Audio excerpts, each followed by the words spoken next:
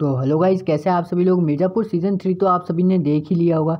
जिन्होंने नहीं देखा तो उनके लिए स्पॉइलर वार्निंग है, क्योंकि ये सीरीज़ जब ख़त्म होती है तो हमारे सामने कई सारे सवाल छोड़ के जाती है।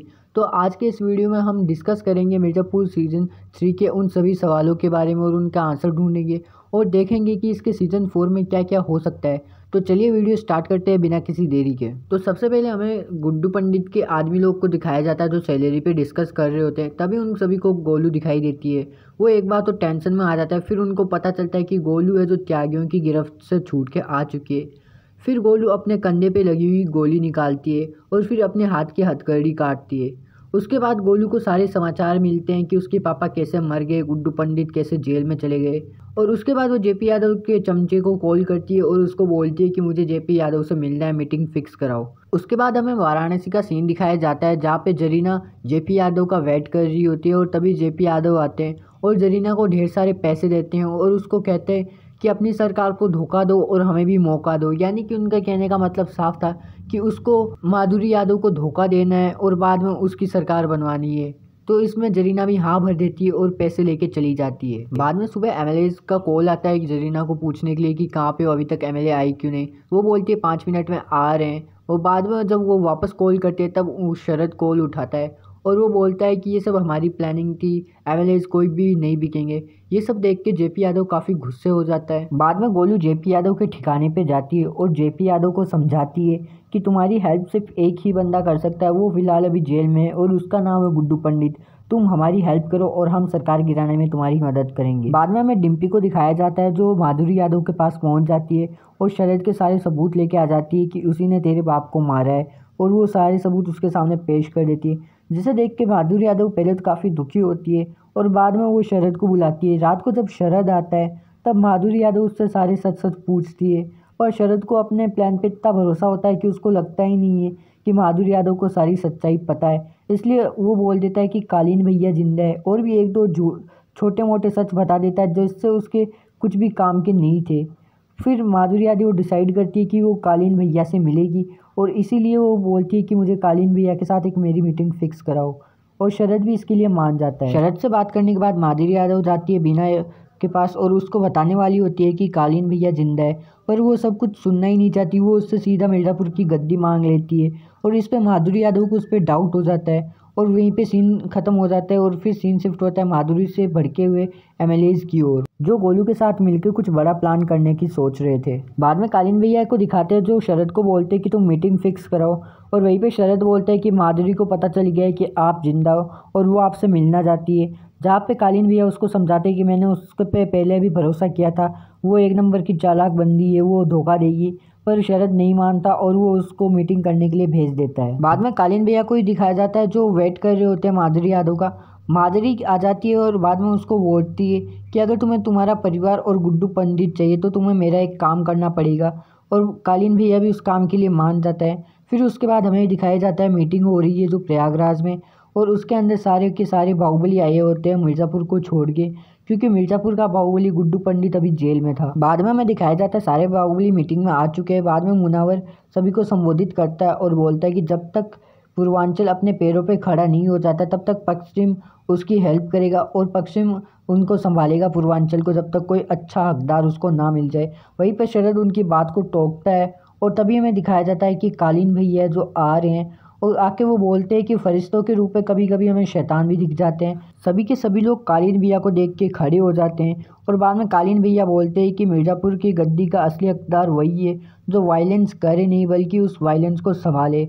और बाद में सभी लोग उसको सलाम भी करते हैं और फिर कालीन भैया डिसाइड करते हैं कि वो अपना अगला हकदार किसको बनाएंगे मिर्ज़ापुर का। कालीन भैया बोलते हैं कि मुझे मेरा प्रतिबिंब सिर्फ एक ही आदमी में दिखता है, वो और कोई नहीं, शरद शुक्ला है। इसीलिए मैं आज से और अभी से शरद शुक्ला को किंग ऑफ मिर्ज़ापुर घोषित करता हूँ। और ये सुनकर शरद शुक्ला भी खड़े हो जाते हैं और मिर्ज़ापुर की कुर्सी की ओर चल दिए होते हैं। और बाद में कालीन भैया बोलते हैं कि पर मुझे अफसोस है क्योंकि शरद शुक्ला आखिरी किंग ऑफ मिर्ज़ापुर होंगे और इतना कह के ही वो शरद को गोली मार देते हैं। बाद में कालीन भैया है जो मुनावर को पकड़ के सारे बाहुबलियों को एक एक करके गोली से भून देते हैं और सभी को मार डालते हैं और सिर्फ एक बाहुबली जिंदा होता है, वो था शरद शुक्ला। वो अभी भी मरा नहीं होता। वो जाता है और मिर्ज़ापुर की कुर्सी पे बैठता है और उसके बाद मरता है और उसको मिर्ज़ापुर की कुर्सी में बैठने पर कालीन भैया भी उसकी हेल्प करते हैं। बाद में हमें माधुरी यादव को दिखाया जाता है जो मीना को लेके कालीन भैया के पास जा रही होती है, पर मीना को ये सब नहीं पता होता है। और जैसे ही गाड़ी से उतर के देखती है तो उसके सामने कालीन भैया खड़े होते हैं और कालीन भैया अपनी फैमिली को पाके काफ़ी खुश होते हैं। और तब हमें पता चलता है कि मीना ने ये शर्त रखी थी कि सारे बाहुबलियों को मारोगे तभी उसको उनकी फैमिली मिलेगी, और इसीलिए कालीन भैया शरद को भी धोखा देते हैं। अपना पूरा काम खत्म करने के बाद कालीन भैया जाते हैं गुड्डू पंडित से मिलने उसको मारने के लिए, और वो जैसे ही उसके जेल में जाते हैं तब उनको पता चलता है कि गुड्डू पंडित जेल से भाग चुका है। और इसी के साथ ये काफ़ी ज़्यादा सस्पेंस में ये यहाँ पे ख़त्म हो जाता है। और बाद में हमें गुड्डू पंडित को दिखाया जाता है कि नहीं आर्मियों के साथ कहीं पे जा रहा होता है, और उसको गुड्डू को बाद में गोलू भी मिल जाती है।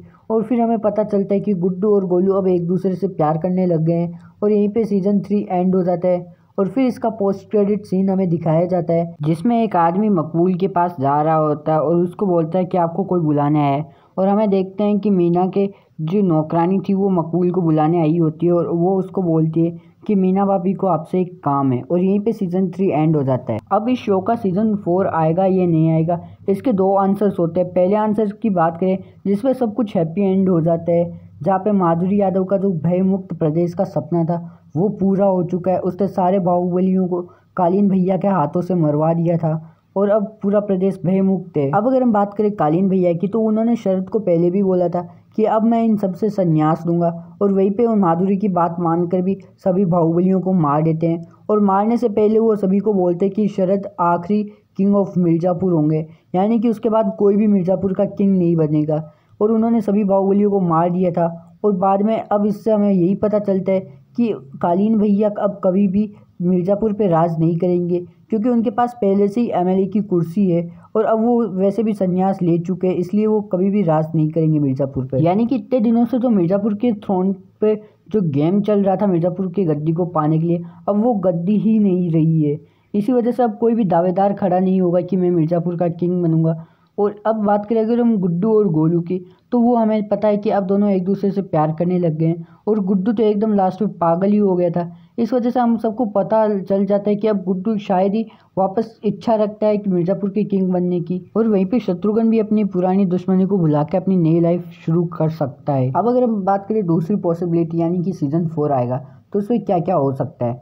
अब सबसे पहले गुड्डू और गोलू है वो अब कालीन भैया को फिर से चैलेंज करेंगे, क्योंकि अब उनके हाथों से वापस मिर्ज़ापुर की गद्दी है जो जा चुकी है। और अगर हम बात करें कालीन भैया की, तो वैसे तो उन्होंने मना कर दिया था कि मैं मिर्ज़ापुर का किंग कभी ही नहीं बनूंगा, लेकिन उन्होंने जो लास्ट में कांड किया था सारे बाहुबलियों को मार के, तो बहुत बड़ी पॉसिबिलिटी है कि उनके सारे परिवार वाले कालीन भैया से बदला लेने ज़रूर आए। और ये बात तो कालीन भैया को भी पता होगी। सबसे ज़्यादा खतरा तो उनको पश्चिमी लोगों से, क्योंकि उन्होंने मुनावर को मार दिया था, और मुनावर हर बार किसी हकीम का जिक्र ज़रूर कर रहा था, यानी कि मिर्ज़ापुर वेब सीरीज़ का थेनोस और कोई नहीं हकीम है। और अगर हम बात करें माधुरी यादव की, तो उसके भयमुक्त प्रदेश में सिर्फ 2 ही अड़चन है, पहला कालीन भैया और दूसरा गुड्डू पंडित जो कि भाग चुका है। और कालीन भैया से उन्होंने जो गलत काम करवाया था, उन्हीं के हाथों से उन्हीं के लोगों की मौत कराई थी। इस वजह से कालीन भैया भी अब शांत तो बैठेंगे नहीं।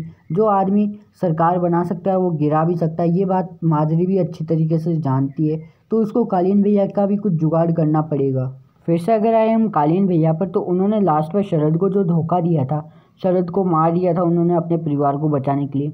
तो इस पर शरद की माँ भी अब चुप तो बैठने वाली है नहीं, क्योंकि पहले उसका हस्बैंड फिर उसका बेटा भी मर गया है। और अगर हम बात करें मकबूल की, तो मकबूल को मीना ने वापस बुलाया है किसी काम के लिए। वो और कोई काम नहीं हो सकता गुड्डू पंडित की हेल्प के अलावा, क्योंकि अब उसको मकबूल को ना चाहते हुए भी गुड्डू की हेल्प करनी पड़ेगी, क्योंकि कालीन भैया से वो काफ़ी डरता है। और अब अगर हम बात करें गोलू की, तो सीज़न 4 के अंदर ये पक्का मर सकती है, क्योंकि त्यागियों को उनसे बदला लेना है। पहले तो उसने भरत को मरवा दिया, और उसके बाद उसकी पत्नी को भी मार के चली गई, इसलिए शत्रुघ्न को उससे बदला लेना ही लेना है। तो दोस्तों फिलहाल आज की इस वीडियो में इतना ही। अब अगर आपको ये वीडियो पसंद आए तो वीडियो को लाइक कर देना और चैनल को सब्सक्राइब कर देना ऐसे ही वीडियोस से जुड़े रहने के लिए। और थैंक यू फॉर वॉचिंग।